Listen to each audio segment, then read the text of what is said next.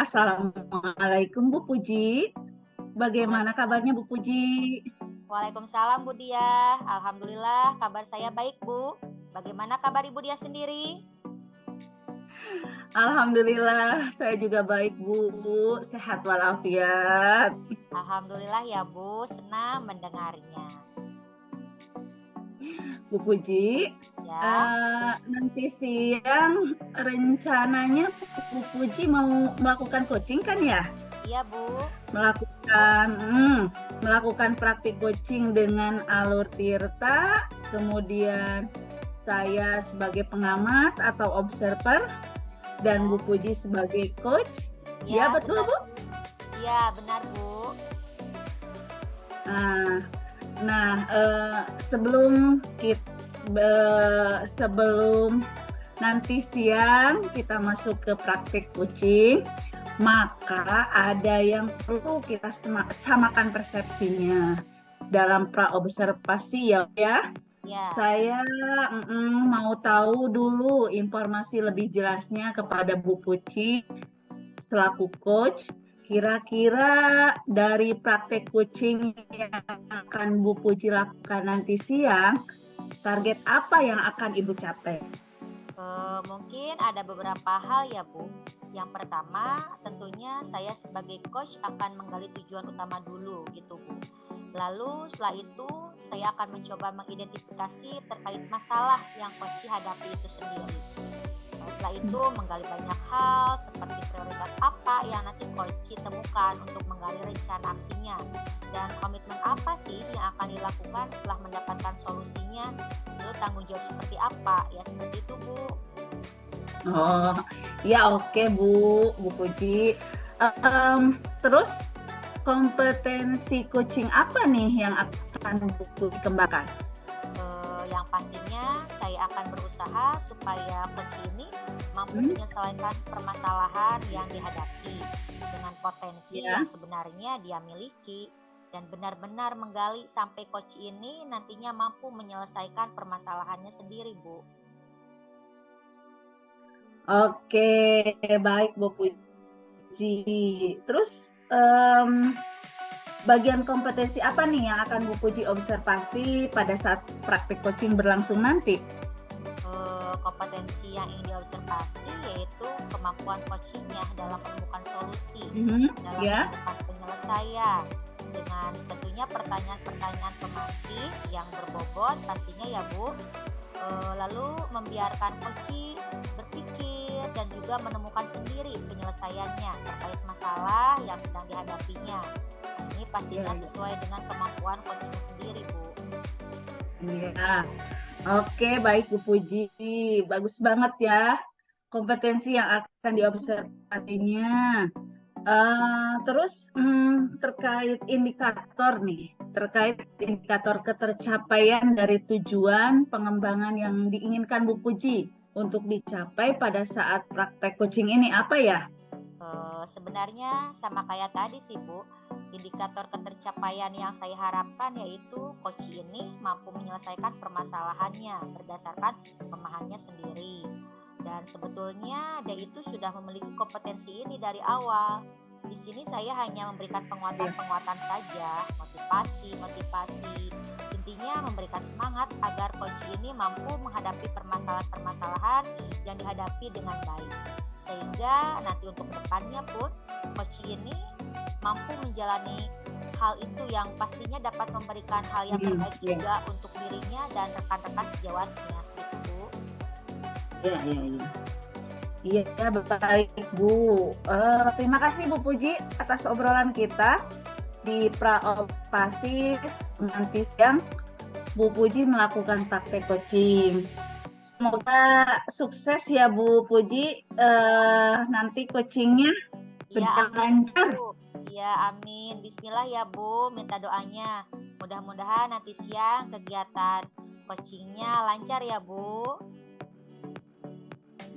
Iya Bu Puji, sukses selalu ya Bu Puji. Terima kasih. Iya, terima kasih juga Ibu Dia. Assalamualaikum. Waalaikumsalam warahmatullahi wabarakatuh. Oke, siap.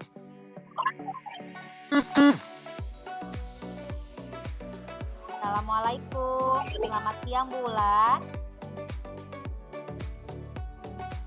Waalaikumsalam.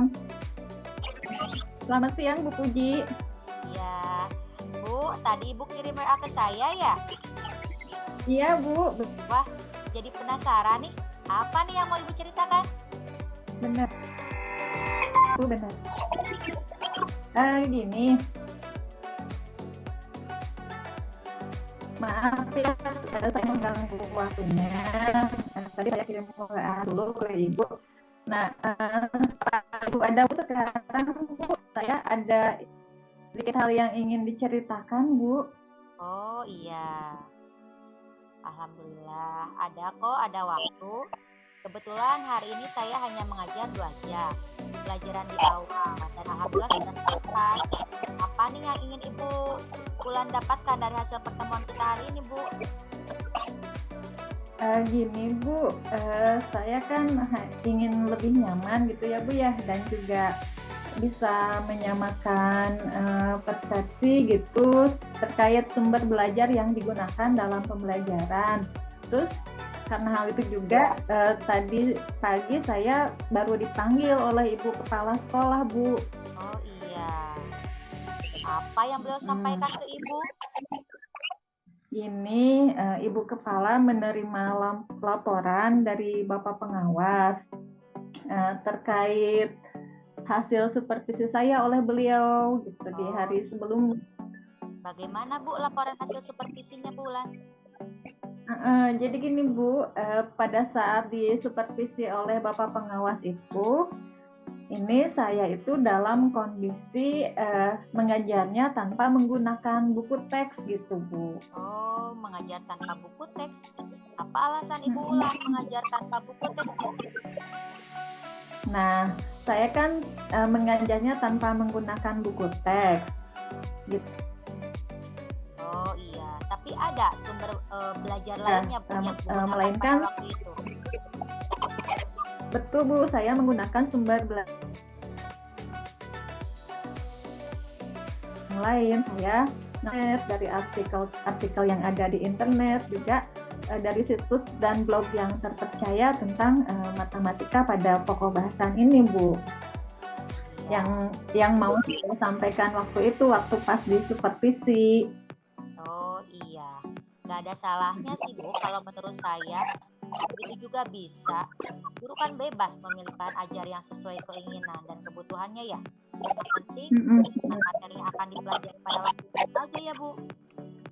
Betul Bu, cuman pada waktu disupervisi oleh Bapak Pengawas itu, Bapaknya mengatakan bahwa buku teks itu merupakan media instruksional gitu ya Bu ya, yang dominan selama KBM berlangsung.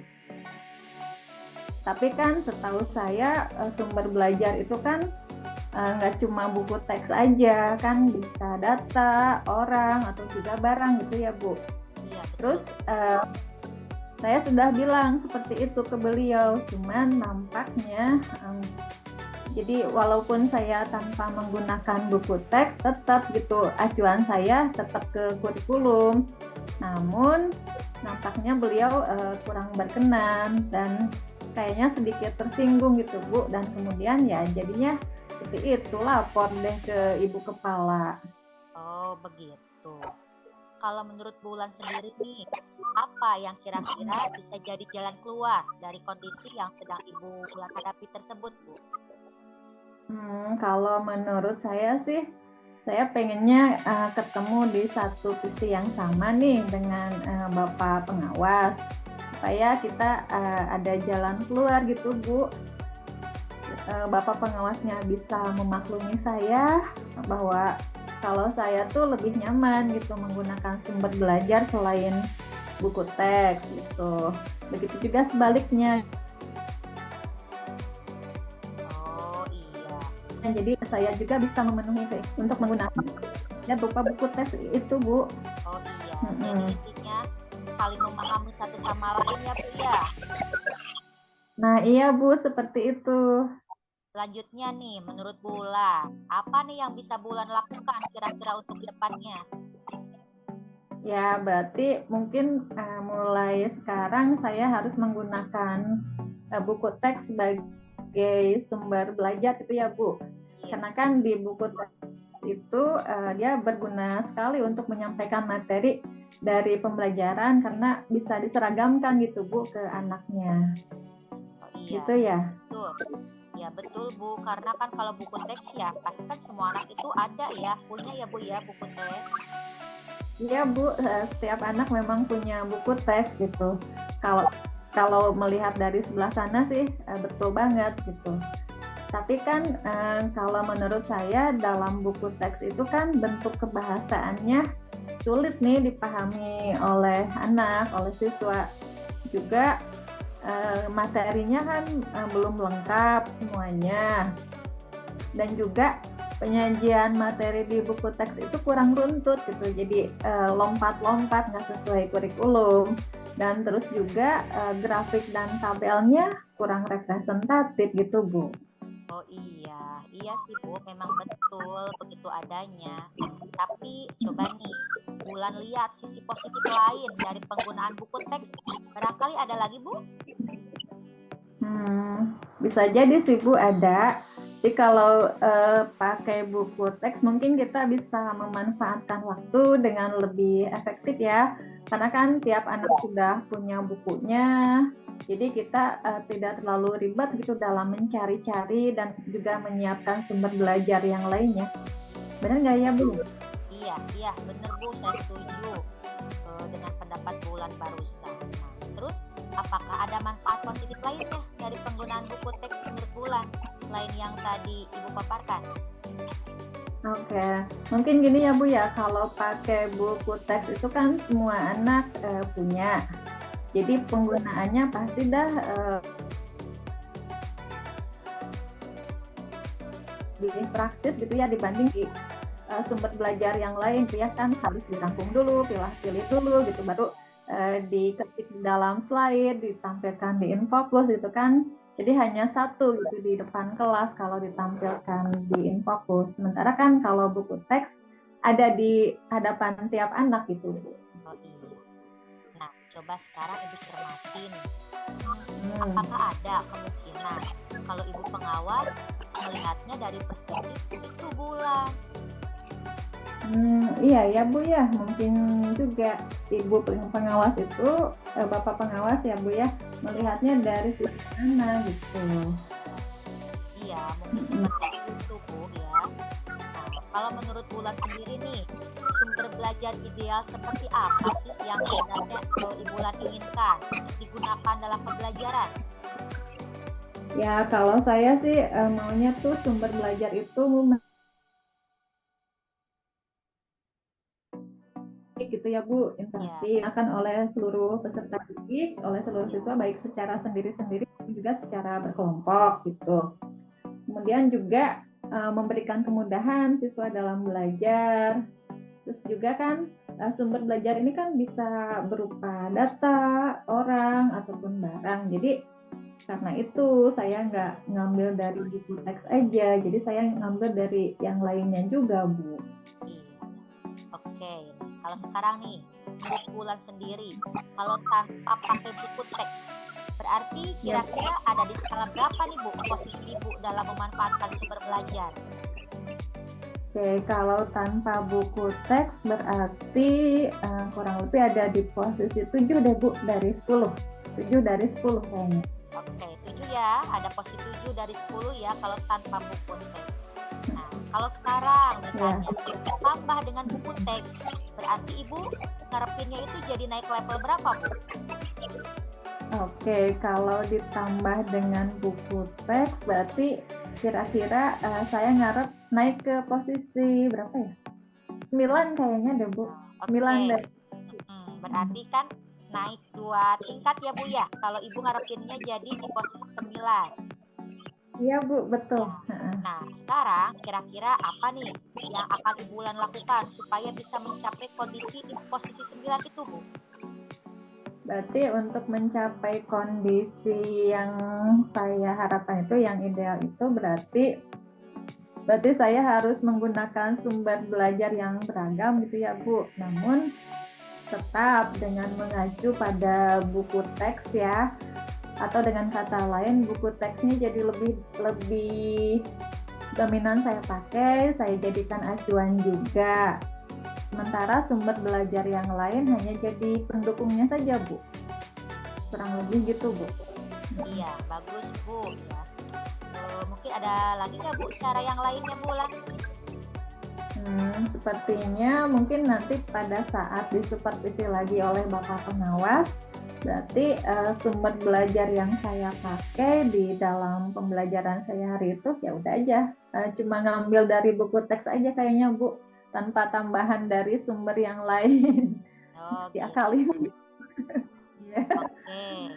Nah, kalau begitu, rencana yang mau Bulan lakukan nih, paling mungkin nih dalam waktu dekat ini, apa kira-kira Bulan? Kalau mungkin seperti ya dalam waktu dekat ini pembelajaran pada topik berikutnya, berarti saya akan ngambil lebih dominan sumber belajarnya dari buku teks gitu. Kemudian juga untuk jadwal supervisi yang selanjutnya di semester depan, berarti saya juga seperti itu ngambil sumber belajarnya dari buku teks aja. Jadi biar nanti begitu disupervisi sama Bapak pengawas ya udah sesuai gitu Bu, sesuai dengan kriteria penilaian beliau gitu. Bagus itu Bu. Nah, kira-kira nih, siapa yang bisa membantu Ibu Bulan dalam mengingatkan untuk menggunakan buku teks dalam penyusunan RPP-nya nanti? Sepertinya saya mau minta bantuan ke Bu Yanti aja Bu. Beliau kan satu MGMP sama saya, guru matematika juga gitu Bu. Oke, baiklah Bulan. Jadi apa nih yang kita dapatkan dari pembelajaran pada pertemuan kita siang ini Bu? Ya, saya sebelumnya mengucapkan terima kasih banyak pada Bu Puji atas waktu dan atas diskusi ini. Pada akhirnya jadi paham bahwa fungsi buku teks itu dalam membuat bahan ajar atau juga merupakan media instruksional yang lebih dominan selama KBM berlangsung. Kemudian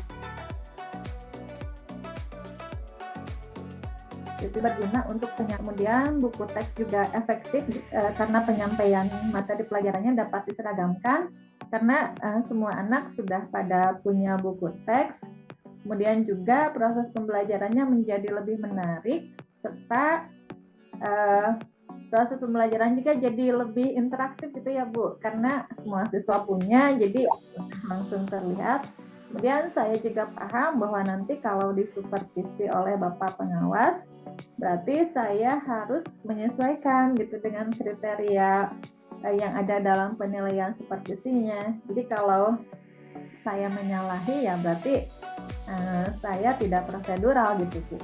Iya, oke, baiklah Bulan.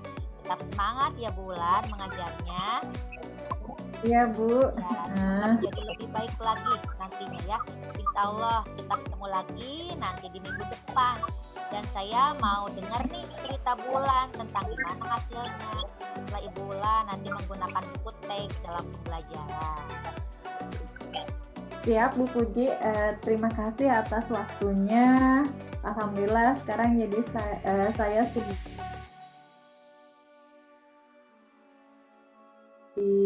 lega, melusi juga.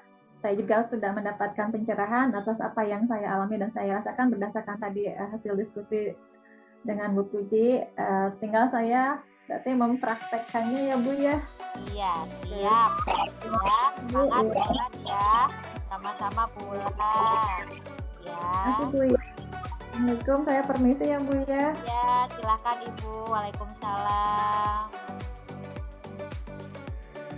Terima kasih. Ya, sama-sama Bulan.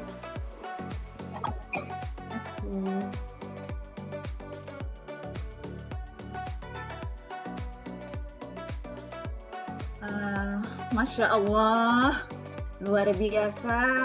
Alhamdulillah, kegiatan coachingnya sudah selesai. Izinkan saya selaku observer atau pengamat menyampaikan hasil observasi saya. percakapan kegiatan coaching tadi sudah berjalan dengan baik, yaitu adanya ketenangan, interaksi, dan situasi yang hangat antara coach dan coachee. Bahasa yang digunakan, bahasa yang simpel dan mudah dipahami, serta alur tirta sudah dilaksanakan dengan baik. Jadi, kalau dilihat dari langkah alur tirta yang sudah Bu Puji dan Bu Wulan lakukan, yang pertama terkait tujuan, menurut saya tujuan yang disampaikan Bu Wulan itu sudah sangat jelas. Bu Wulan ingin mencari solusi atas permasalahan yang dihadapinya tentang rasa kurang nyamannya mendapat laporan dari ibu kepala sekolah bahwa ibu pengawas memiliki perbedaan persepsi terkait sumber belajar yang digunakan dalam pembelajaran yang telah Bu Wulan lakukan ketika kegiatan supervisi pembelajaran di kelas. Sedangkan untuk identifikasi permasalahan, di sini memang terlihat sekali pertanyaan-pertanyaan dan umpan balik yang diberikan itu mengarah pada identifikasi potensi Bu Wulan sebagai coachee. Ya, dari pertanyaan Bu Puji, di mana Bu Puji memberikan pertanyaan-pertanyaan yang dapat membuat Bu Wulan menyadari bahwa Bu Wulan memiliki persepsi yang berbeda terkait sumber belajar dengan ibu pengawas. Maaf ya, tadi Bapak pengawas ya? Tetapi setelah dilakukan kegiatan coaching ini, Bu Wulan semakin menyadari bahwa mungkin Bapak pengawas itu melihat sumber belajar yang berupa buku teks itu dari sisi yang berbeda. Nah, selanjutnya di rencana aksi, di sini ada pertanyaan dan umpan balik mengenai rencana aksi dari Bu Wulan untuk menyelesaikan permasalahannya. Bu Puji memberikan pertanyaan yang bisa membuat Bu Wulan merencanakan hal-hal yang positif ya untuk menyelesaikan permasalahan agar Bu Wulan ke depannya dapat mengondisikan penggunaan sumber belajar itu tanpa harus meninggalkan buku teks sebagai sumber belajar yang utama. Dan ketika supervisi akan lebih mengutamakan prosedural dalam penilaian pembelajarannya. Nah, selanjutnya masalah tanggung jawab di sini memang terlihat bahwa Bu Puji menanyakan komitmen terhadap rencana yang diambil oleh Bu Wulan. Dan ini membuat Bu Wulan menjadi lebih yakin akan keputusannya dalam solusi yang akan Bu Wulan ambil. Sepertinya seperti itu yang saya lihat dari kegiatan coaching tadi. Sukses selalu ya buat semuanya, untuk Bu Puji juga untuk Bu Wulan. Terima kasih. Wassalamualaikum warahmatullahi wabarakatuh. Sukses untuk semuanya. Warahmatullahi wabarakatuh. Terima kasih Bu Dia juga Bu Wulan. Waalaikumsalam. Sama-sama. Terima kasih juga. Sukses selalu. Ya, Bu. Untuk tetap menjadi pendidik hebat. Ya. Terima kasih Bu Terima kasih. Ya, assalamualaikum. Waalaikumsalam warahmatullahi wabarakatuh.